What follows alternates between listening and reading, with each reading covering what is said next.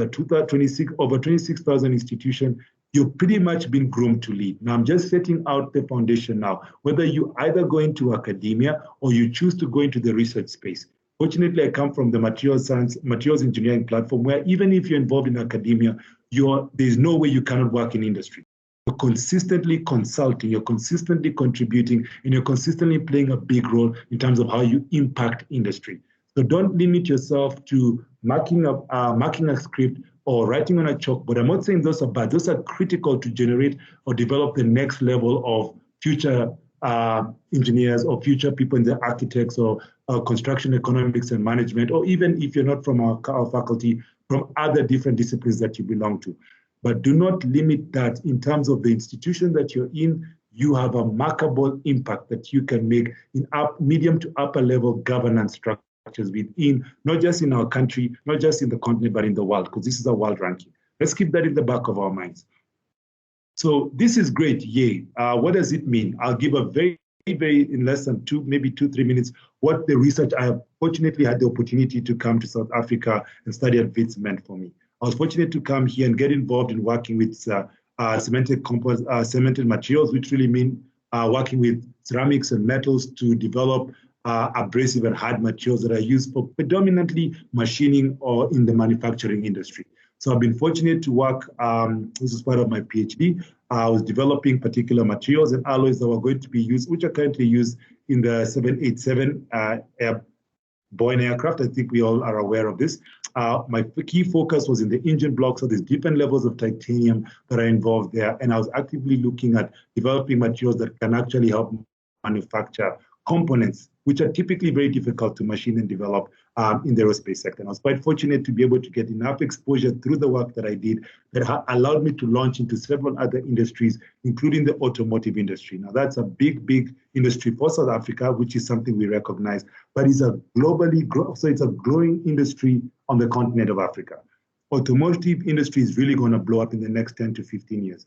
And this is a route that we're going in terms of local manufacturing. What does that mean? So again, I've been quite fortunate by graduating through WITS or working at WITS. I've been able to work with things around components, around the engine blocks, other particular aspects or other parts of the vehicles like the brake pads, brake discs, and so on and so forth. So this is some of the areas that I've been fortunate by being given the opportunity to study at WITS has put me in a position where I can actually work with industry, consult with industry, as well as be involved in making some changes that could lead to development of the automotive industry on the continent. So that's all well and good.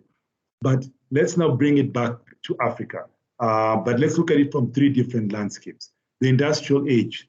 I know we keep saying the industrial revolution, but revolution, I think, is in an appropriate term. So the industrial age, the world has gone through 4 major. It's not that there weren't other industrial ages that did take place, but in the recent years, in the last 300 years or so, 300, 400 years, there have been 4 major industrial leaps that we've gone through as a planet. So the first one has been pretty much the engagement of man. Pretty much man before this age would pretty much push cows or use animals to do work for you. And from this, we actually moved to the steam engine. The steam engine really made things more efficient and effective for people in terms of how they would be able to move cargo from one place to another and develop major cities.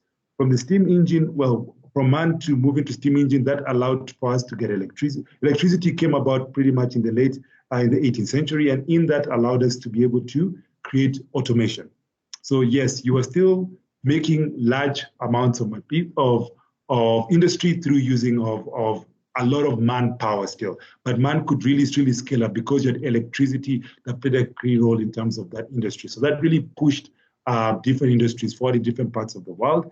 As such, then it allowed people to move to the next stage, which was computers. With computers developing and the advancement in computers, you got automation coming into play, which has advanced over the last 30, 40 years, where now instead of human beings really pushing the work, you have a human being standing at the top there, running some form of a program, and you've got all these physical machines that are really working on putting the parts together. So there have been these leaps that have heavily contributed to economies and development of our planet.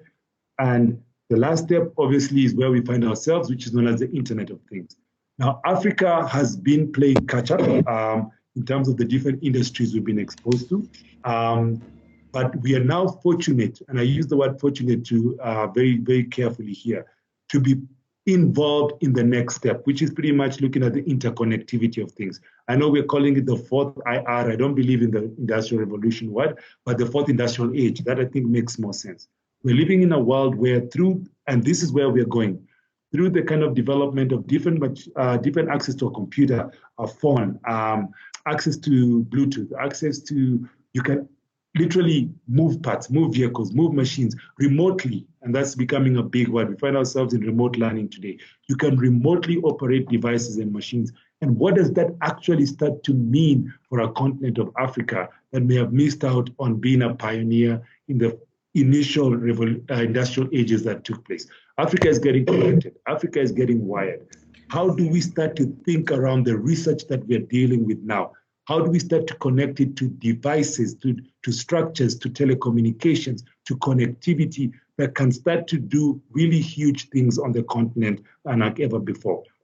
Simple examples are like farming, where before you would actually maybe wait for rain or try to use irrigative structures, and now you can even optimize the amount of water that will be required in your farm through apps that one can develop by picking up the amount of humidity in the soil, amount of humidity in the air. One can carefully regulate how much water is being supplied to farms. This is actually happening today in the continent in very, very small, smart sparse groups. It's not all over the place, but you'll see why I'll use agriculture as a big thing, because this will help unlock the future of our continent. I'm just putting it out there that how do you start to relay what you're dealing with now, what you are getting exposed to some of the smart telecommunicative structures that can be put in place to make a remarkable difference. Let's just bear that in mind. With that said, let's now look at our continent. Our continent has been plagued with a lot of challenges over the last 200 to 300 years. And we know that there's a history behind that that may have led us to where we find ourselves today. But now I'll bring back the term that I put before in the presentation or the synopsis to this talk. This is poverty as, and I know we look at poverty as maybe lack of.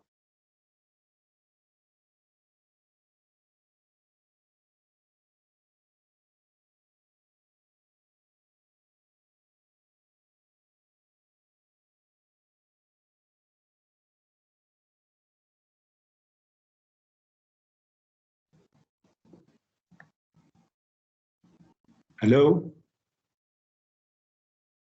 Yes. Hello? Am I audible? So I keep continue. getting. We can hear you now. You can hear me now. Sorry, my network is not so good at the moment. Okay.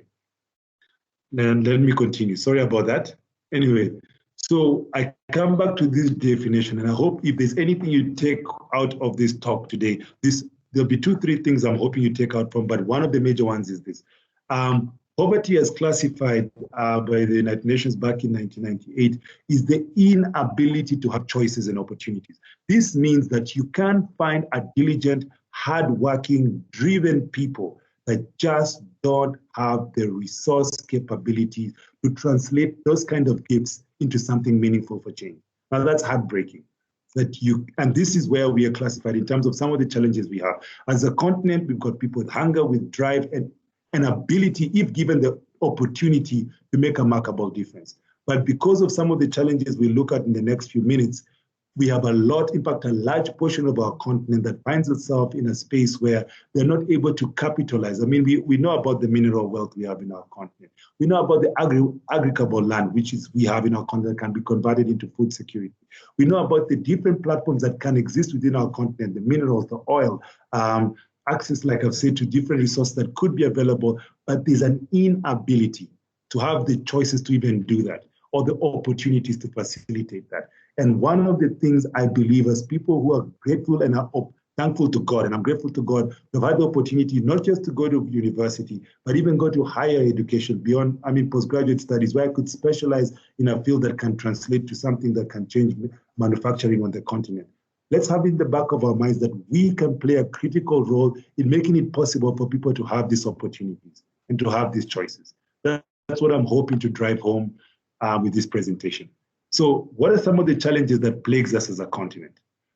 Food poverty, like we said, has locked out access to things like food, healthcare, and education. Within these three, you'll find everything. You'll find unemployment, you'll find poor governance, you'll find everything that sits literally between these three fundamental structures that I hope we can start to unpack on. Let's look at healthcare, for example. Healthcare has been a big issue on our continent. But what is surprisingly is respiratory disease is one of the largest killers of human beings. Respiratory meaning issues around breathing and access to breathing have been a major killer. This is in the 21st century. People are actually dying more from this than even platforms like things like HIV, AIDS, which we know was one of the biggest challenges we dealt with, not just as a continent, but as a planet as a whole. Respiratory disease.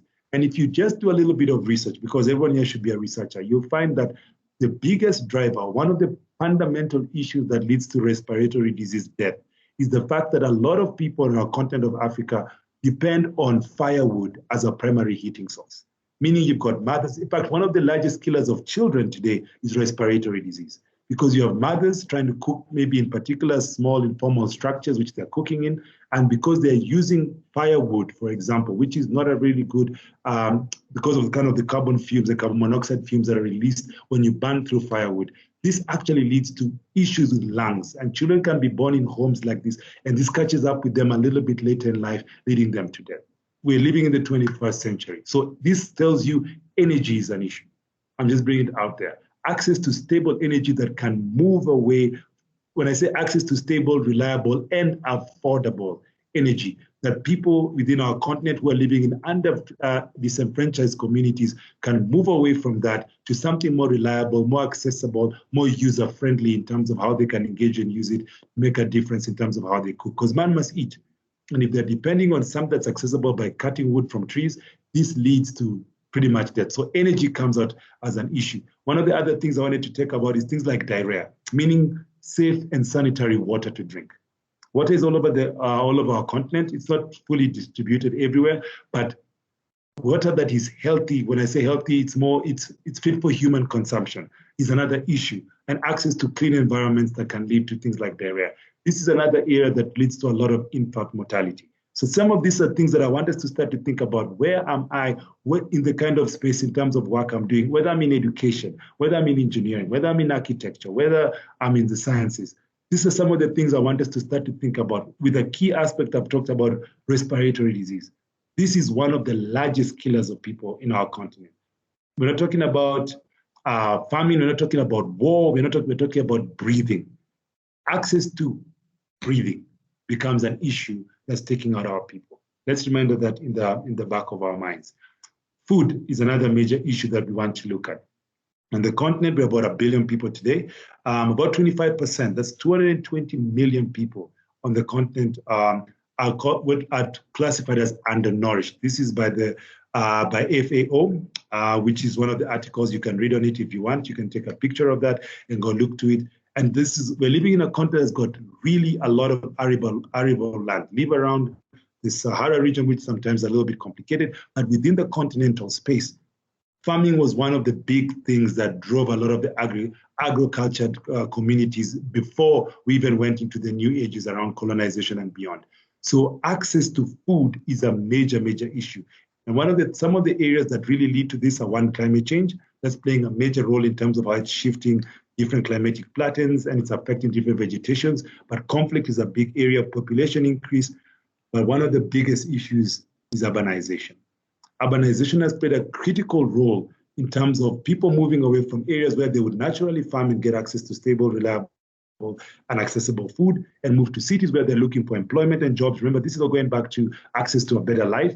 And in doing this, they leave the arable land, they go into the cities, and finding themselves in the cities has led them to a situation where there's less concentration on access to food back at home. And this has led to spiral effects where a large number of our continent import more than we produce in terms of food for our local people to eat. And that makes it a bit challenging, especially in growing economies where you're importing more food, you're spending more in terms of bringing in food than you're growing it for yourself. How will you get out into economic emancipation if you can't feed your own people?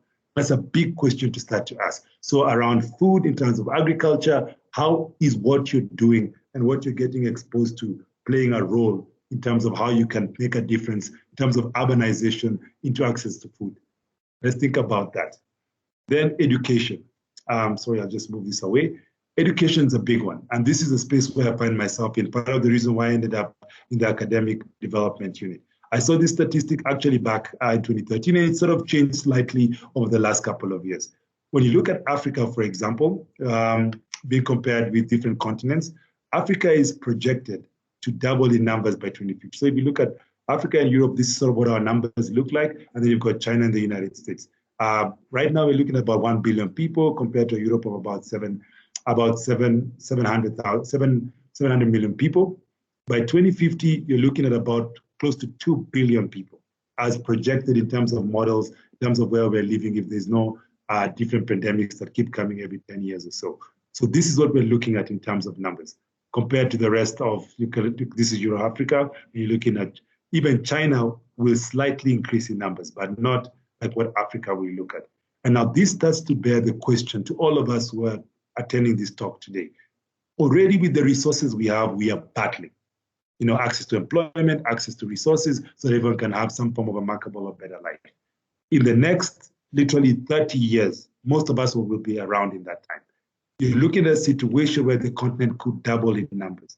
If we don't start to look at developing better education structures that can facilitate better upskilling of people so that different industries away from what we're battling for today, that people can create different types of self-employment. If we're not looking at how we can better utilize the resources we have in terms of mineral resources and other resources within the countries that we come from, if we're not looking at better governance structures, and all this is going back to really how do you integrate education to play a critical role in that space. We're looking at easily one of the greatest humanitarian challenges that will exist in the history of mankind. If we double the numbers with the limited resources that we are all still battling for now, instead of venturing into new spaces and looking at how we can rethink, how we can approach solving some of the challenges we have today in ways that gives the next generation an opportunity to venture into new areas. And I keep going to the fourth industrial age, how we can start to look at technology today and how it can start to facilitate better structures. You're looking at food. If you're doubling the numbers, we're already battling to feed ourselves today. If we don't start to come up with better structures around agribusiness that can be more functional for our continent, we find ourselves in a very difficult space. And this is just to put it in light in terms of the challenges as a continent we're looking at in 30 years, probably less than 30 years, because 2020 is almost done. Most of us will be around. What role can you start to play in a space like that? Sorry, we're almost done. So this is just a very overview platform of our continent in terms of the minerals that we believe we have, or the types of competitive advantages we believe we have internationally. The reason why I say we believe we have is because if you just follow some of the trends on the continent, every country is finding out something new in terms of mineral reserves that they have access to. So how do you start to target, whether you're in South Africa, whether you're in your own home countries? I can speak for Kenya. Yes, historically, we've been good with tea, but now we've got oil, we've got gold, we've got niobium, we've got titanium. Most of the local people don't even know we have these resources. And that starts to put a question on those that are going to those are involved in academia. What are we teaching? What are we exposing our children to? What are we exposing the next generation to? If they don't start to learn now that what they see on a map like this is not even 50% of what their country can do, that starts to change the number of resources that we can start to get exposed to. And if we start to do that, we can start to prepare for 2050, where not everyone is competing to be involved in tea farming, or to be involved in gold if you're in South Africa, or to be involved in diamonds if you're in different parts of Angola, so on and so forth. So what are we starting to do? What are we starting to look at differently in terms? So this is a map. I'm not fighting it. I'm just saying that this does not have even 50% of the capabilities, just in terms of resources. I haven't even gone into the other strengths that different countries have around tourism, entrepreneurship, which is a big step. We just don't have enough time to go into that. And I strongly believe things around entrepreneurship should be educated to us, to our next generation from as highly as primary and high school, because people need to start to think differently in terms of what kind of spaces that they would like to occupy beyond completing their education and their studies. That's education. So let's bring us very closely. We're almost done now. Let's come back to Wits. So we come back to South Africa. Yes, so like I said, we're in the continent. Let's come back now to South Africa. Where do we find ourselves? This is typically targeted towards the engineering and built environment. If you are people from outside, we're not from our faculty, please, you can always raise questions at the end of this. So this is just to we've touched on some of the challenges we have in our continent today. We're looking at the people involved in architecture, planning, civil engineering, and digital arts. Because simulation in terms of digital arts is going to play a huge role in terms of how better we can develop infrastructures, new cities, and housing. We have to move away from the current model of urbanization, where people are leaving arable land where they can actually still be involved in agribusiness and going to compete and battle to go into capital cities that are A, overpopulated, B, under-resourced, C, in terms of transport networks becomes a challenge. Yet if we start to rethink of how we can rebuild some of our quote-unquote rural areas to be more accessible, more affordable, and have access to things like telecommunication, because that becomes a big thing. Access to platforms like internet connectivity, because remember, we're moving into a world of tomorrow where you physically no longer have to be quote-unquote at vets to attend a talk like this. If we can start to develop remote structures, how the remote areas become a more accessible space, because you don't have to go and battle to get into the urban centers. But we're going to need the architects, the town planners, the civil engineers. And I keep going back to the digital arts, people involved in the digital arts space, really start to simulate what these cities can look like and how we can make sure everything that we're doing, we're still making sure that the environment stays safe, but we no longer have to combat and battle to come into normal cities. How do we start to do that? Because that becomes a wave that those degrees need to start to look at. Rehabilitation and development of urban areas. This goes into the construction economics and management people and still the digital art spaces. How do we start to rehabilitate areas that may have been quote unquote destroyed? This is looking, when I say rehabilitate, we're looking at maybe informal housing sectors. How do we start to reimagine what those can look like? How do we start to look at more globally friendly, when I say globally, I mean green friendly structures that can be accessible, affordable to low income earning houses? How do we start to rethink this? And how do we start to rethink property and access to platforms like this? Energy, I don't even have to go into that. We've looked at respiratory disease as one of the top killers. It actually rivals heart disease. So it's heart disease, which is another complication sometimes of respiratory disease in a continent where people are depending on cooking structures that are really dangerous for the lives and the health that the people are living in. So energy is a big step. The electricals, the mechanicals, the chemical engineers, but not limited just to play a really huge role in that space. Manufacturing, that's the next, that's the industrial engineers. You really have to rethink. If we don't start to manufacture our own products and start to develop startup companies that are involved in manufacturing, how will we be able to deal with 2050? And all this manufacturing still goes back to education. How do we educate the next generation to start to think manufacturing? How do we start to educate postgraduate students to start to think, how do you set up industries that can start to employ? Or how can you be involved in setting up industries through governments or whatever structures you find yourself in? Air transport and communication. Before, air transport was predominantly looking at aircrafts. Today, we've got drones. These are becoming more accessible, more cheaper to be able to develop and put together. Imagine situations where people in rural areas and you can drop medication remotely. You can use drones to pick up different weather patterns, to monitor the kind of farms that people have today, where you're monitoring the kind of crop you have from a very planned view and making really informed decisions. Communication, again, goes to the interconnectivity of things. Those are in that tech space and connectivity, Wi-Fi platforms, and landlines and fiber optics. Those play critical roles in terms of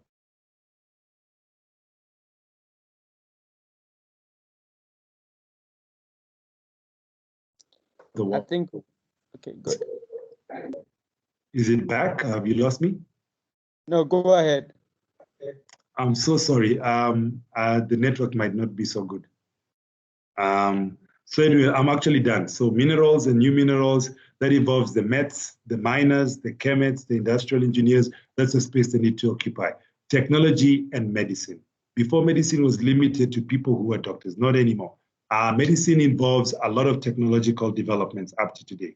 For us to be more efficient, more accessible, to make medicine more accessible to people, it's no longer limited to a hospital in an urban area. How can we create remote hospitals where resources can be made available to some of the obscure and most limited areas in terms of transport? Nowadays, road transport is no longer an issue per se, because you can develop drone structures that can actually deliver things flying over forests and so on and so forth. We get to particular quote unquote rural areas that were more limited in terms of accessibility.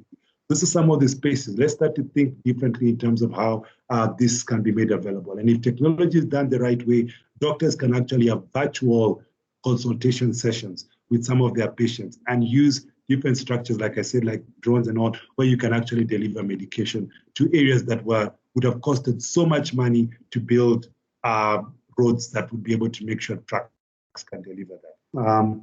And then a very last shocking statistic, just to bring it closer to home. In South Africa, this statistic was given by Stats. About 12 million people out of 58, that's about 20%, 1/5 of the country's population, lives under 350 Rand a month. This is today. We haven't even gone into 2050. If we don't start to address challenges like this, it's going to become a very difficult place to live in moving forward. And such statistics may not be exactly the same in the different countries in Africa, but this is what we're looking at. If you're living on 350, you have a family, or you're trying to make ends meet, the number of choices that you can make, the opportunities that one would even want to pursue, whether it's access to education and so on and so forth, if those are not given to you, even if you've got the greatest hunger to make a difference, even if you've got the greatest drive to get out of that space, if you're living under conditions like this, your choices are so limited. And you could end up finding yourself in a very difficult position where you resort to things that may not be socially acceptable. So this is just to put it in context in terms of the challenges we find ourselves in the country today. With that, I want to say thank you so much for your attention and your time. Thank you. And sorry if there were network challenges. Desmond, the floor is yours. Right. Yeah. Thank you so much, Prof. Genga. We so much appreciate what you have done and for taking time off your busy schedules to be here. If I want to summarize this in 3 lines, the first one will be poverty is the inability to make choices. And Prof. Genga's talk centered around 3 things. It says that basically we are beneficiaries of the past, the trustees of the present, and architects of the future. And he keep asking, what role are you going to play? We are in an area or an era of the 3 C's. I don't call it 4IR or 4IA. We are in an area of overwhelming complexities, tremendous competition, and accelerated change. What change are you going to bring to the fore? And we are talking to postgraduate students. I believe that a university is a defibrillator, a place where we jumpstart our brains. In the era of the internet, we don't need students with well-filled mind. We need students with well-formed minds. So having said that, we want to now open the floor for questions and discussions going into this. The idea is that we are doing this to inform ourselves. A professor said to me, he said, lack of information leads to deformation. And relevant information leads to transformation. So the floor is now open. Please, if you have a question or anything you want to add to this, Prof. Genga has given us a triangle that Africa finds itself in. It's around food, health, and education. The floor is open. I see CM. Let me see you. Please go ahead, sir. Okay, hi. Hi, Professor Genga. Thank you very much for your talk. It was very informative, very interesting, and congratulations on becoming an associate professor. Last time I saw you, you were just Dr. Genga, so congratulations on becoming professor. So a question I have for you is that, so obviously with COVID-19, particularly in India, we saw a mass internal migration from the urban areas to the rural areas because people couldn't afford to stay in urban areas because they weren't getting paid anymore. So are you actually advocating for us to jump the curve and actually look at voluntary ruralization? Is that what you're advocating for? Thank you very, very much for your question. Now, everything I try and do, I try and put it in context. When we looked at urbanization, a lot of it was based on a Eurocentric model, where they carefully had years to really build up their urban centers to accommodate the numbers they have today. And even till today, they're struggling to maintain those people in terms of making sure resources are available. A lot of quote unquote, the urban areas that were built in our countries to where we find ourselves were short term by a colonial government that found a resource of some kind and were not thinking 200, 300 years down the line. So you'll find a lot of our cities, the traffic doesn't really go very well because the population is too dense. It's not really built with a plan for expansion because it was, if I take Gauteng, for example, they were here because of the gold they found in the White Waters Ridge. They had no idea they'd be digging that gold for over 100 years. It's the deepest gold reserve on the planet today. If you look at Johannesburg, for example, unlike most major cities, it doesn't have a large water body. That brings into question, who would do that? Somebody was looking for gold, and typically you mine gold for 5 to 10 years. So you find that a lot of the ideas around the urban areas we're living in today, a lot of them, were never really built to have the kind of numbers that they have. But because they stayed and a lot of industry started there, people stayed there. So you find that we are actually struggling to house the large number of people, consistently large number of people that are moving in. Property goes up, becomes very difficult and more difficult to afford. So you start using gentrification where you charge people more so that people can start to move on. And I'm saying today, it's actually an inverted pyramid because you're struggling to come to fight in the city, but you're paying for food that's coming from Brazil. How does that even make sense? Yet you've left your farm where you have arable land, where you could actually maybe grow something. What is the challenge? Access to economics. And with the interconnectivity of things, people can migrate to the rural areas if done, and you use I like the word voluntary migration. That's also come with government policies because the rural areas have to get connected. And you can remotely, if you're in an industry that allows you to remotely work, that would give you the opportunity to function. And I'll maybe close your question by saying, if you get some chance, sometime, please read up on what's going on in California today and New York around property value. In the last 3 to 4 months, property value in California, which is one of the most expensive, and because you've got Silicon Valley in that area, the property has dropped by 9%. Why? Because people realize, snap, we've been battling to live in California. It's so expensive, and we can move to the outskirts or even move to other states in the United States and work remotely. So it's happening globally. People are actually realizing that they've been battling to access these cities that were actually designed to house a large number of people. New York, the same thing is happening in New York as well, where people are opting to migrate and work remotely. So we have an opportunity, if you can work in an industry or a space that allows you to have that connectivity or even get exposure to putting policies in place to achieve that through what some of the research you're getting involved in. That's an industry that's going to have to happen for us to be able to develop as a continent. I hope I've answered your question. I've gone really in a very large way to try and bring it into context. Oh, no, thank you very much. That was very comprehensive, and I agree with a lot of what you say. So just to close my question up quickly, is that if you look at as well as at the progenitor for a lot of our urban areas, such as with Eskom, you see that it was actually initially it was made to service the mining industry, and then servicing people as an afterthought, and then servicing the majority has been a post-democratic process.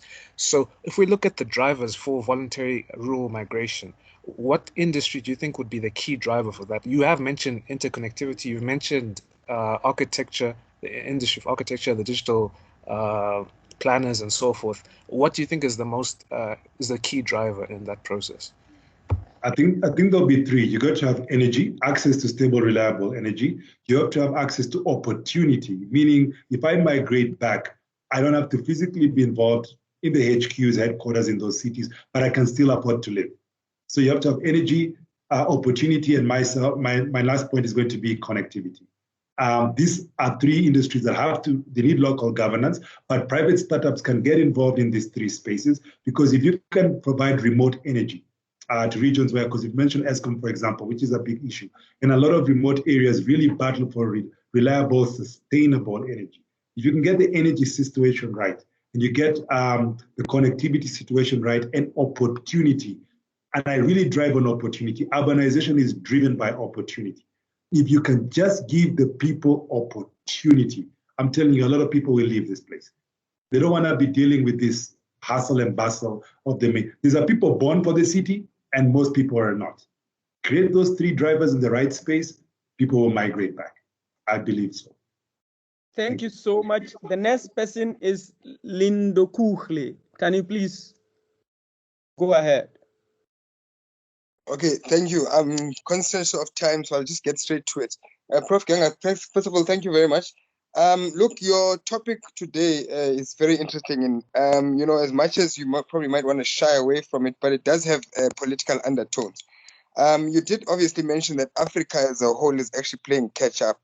And, unfortunately, there's, a historic consequence that actually got us to where we are today. So what I've actually noticed is that, as much as we do have the right ideas and actually, wanting to actually implement certain ideas, and unfortunately, the lack of political will is what is probably discouraging. And you did touch on opportunity, and that is probably the most discouraging thing in terms of opportunity. And one thing that is also important, I think, to note is accessibility. Your presentation was quite comprehensive, but one thing that I think you didn't touch on, or you could actually add, would be, accessibility. Access to markets. I run a business, and unfortunately, there's certain markets which are already been established. In such a way that there's no way of actually even entering. It's being run. Basically monopolized by certain role players. Who consequently happen to be people who are of colonizing descent. You understand? So, that's also an issue, hence I'm saying Africa is playing catch up. One last point, it's very difficult to be innovative, in an area, like you said, poverty, and you mentioned the opportunity, but basically in a space, whereby you are limited, in terms of thinking, in terms of the education, in terms of the type of, hence we are often adapting technologies from, other countries. And, we don't necessarily create anything from within, because by the time, you actually think of it, it's already being implemented in other states. So I think we're going to be playing catch up for a long time. And that's the unfortunate thing. Until there is some form of political will, we won't be able to basically move on. So there's another point in terms of the decentralization that you're speaking of. Government, just back to my point of political will, government builds legislative structures or legislative, parties in urban areas, I'll make an example. All the departments are basically in the city, one point of decentralization would be take those things and take them to the location, where the people who actually require those services actually are. So political will is a very critical point. And, until we can actually get to the crux of it or get the right people in the right positions, we will be able to, in a sense, decentralize or, make the country basically run more efficiently. Thank you. So first of all, Lidukule, I'm very grateful for what you said. Yes, I deliberately do not use the word political will. When I don't use the word political terms whenever I give these talks, but whenever I'm engaged on it, I do comment. So maybe I'll first of all, maybe start with one of the points you mentioned in terms of innovation. One of the things that we have really taken, and like this is a talk whenever I give something like this, it normally spans over close to 2 hours and beyond, because there's really levels to it that one can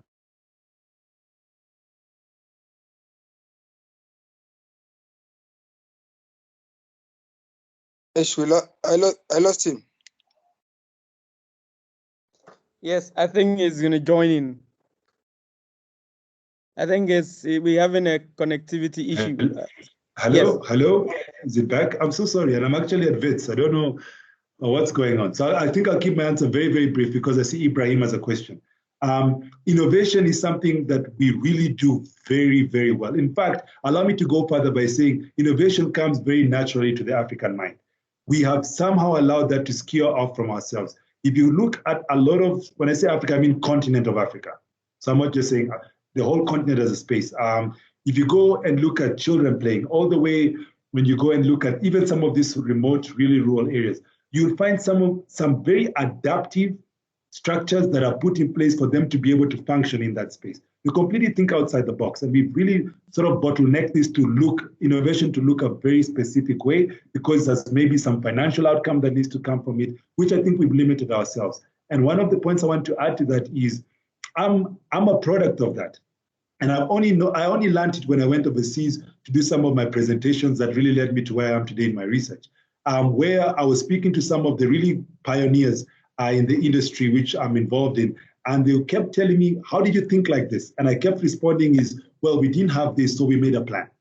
We didn't have this, so we made a plan. And once I was chatting to one of the professors, actually from University of Vienna, and he comes and he tells me, I can't teach my current generation of researchers to think like that, because everything is there, quote unquote, what they believe is everything, because they've really made everything so specialized and accessible that it's taking away from that. So what am I trying to refer to as young researchers coming up in the space of research or the kind of space of study that you're involved in today?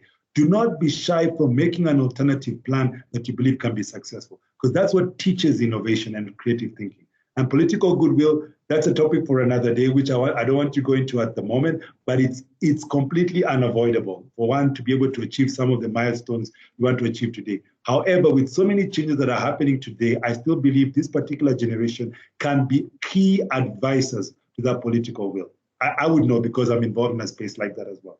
It is coming, where they will turn to people who can make some of those kind of calls that can help the countries move forward. And as such, you might find yourself, you will find yourself, you might not be able to impact it as a whole, but you can start the conversation and you can be involved in some of these ideas that can make some form of a difference moving forward. I notice Ibrahim, so I'll take your point. But thank you very much for your points, Lindo Kule, including accessibility.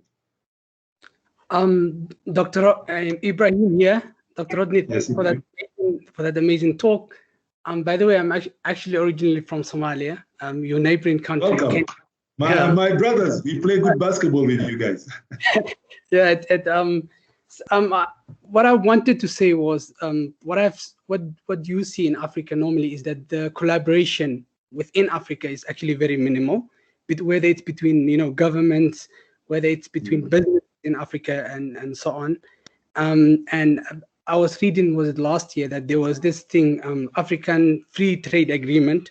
Hopefully that's going to change and open up the continent, And also since you are an academic, within universities also there is really no much collaboration. What you see is South African universities are the best university in the continent, and normally they, when they want to collaborate with universities, they kind of tend to do that with Europe or Asia.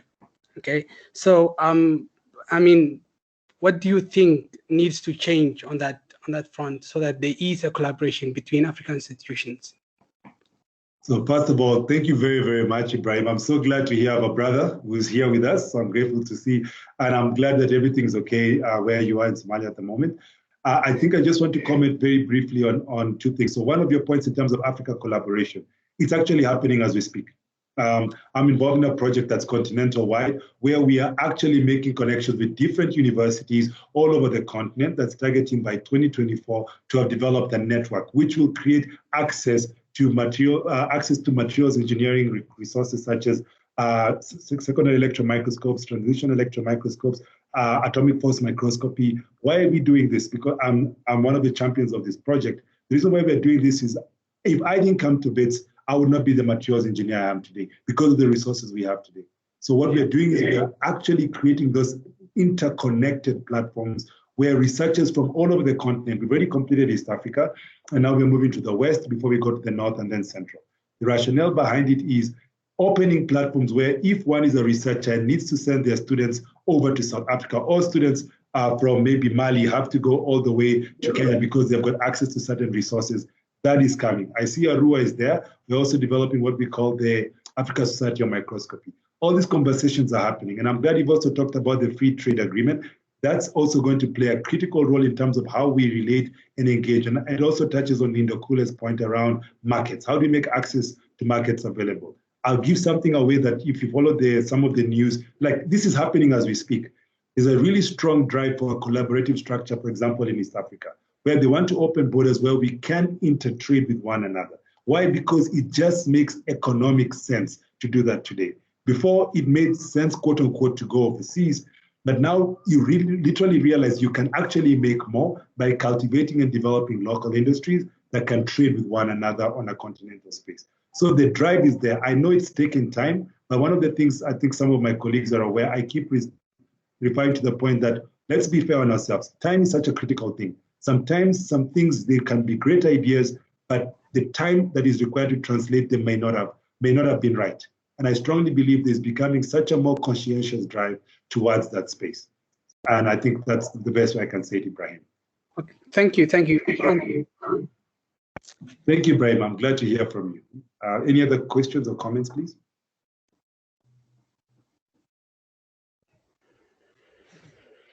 Any other questions or comment? Going one, going two, going three. Okay.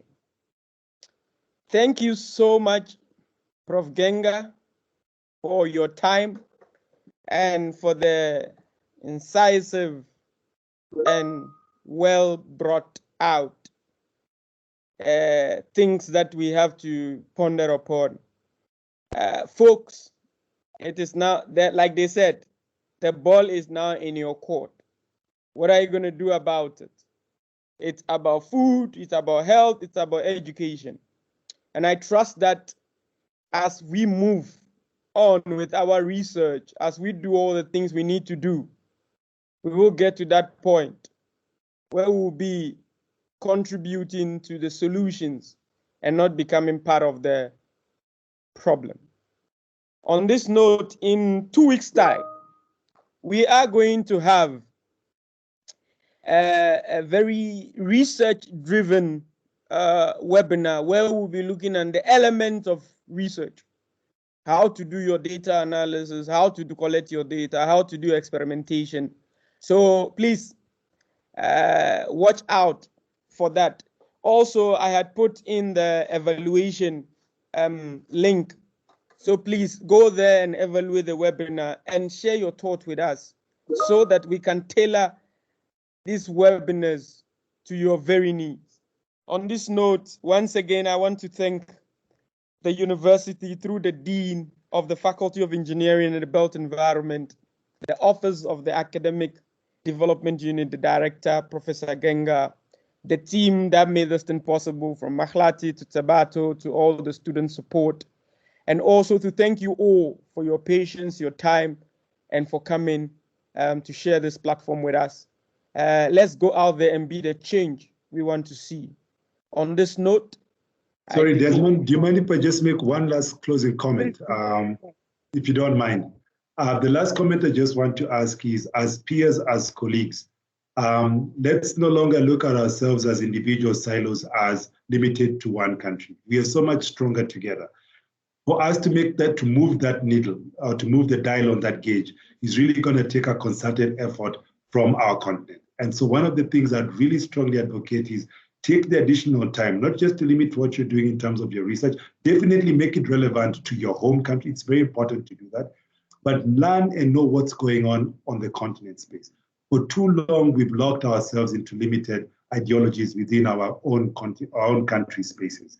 Let's start to look beyond and find out and hear what's going on around the continent space and see how we believe we can make a difference. Because I strongly believe the education that we are acquiring at Wits University, for us to be number one, means you have a bigger responsibility. How do you translate that to your own country and to beyond your borders? I think if we start to think that way, I'm convinced that we will start to move the needle and will really make a remarkable difference. So thank you very much. And God bless you all. Be well. Thank you. Okay, bye-bye. Cheers.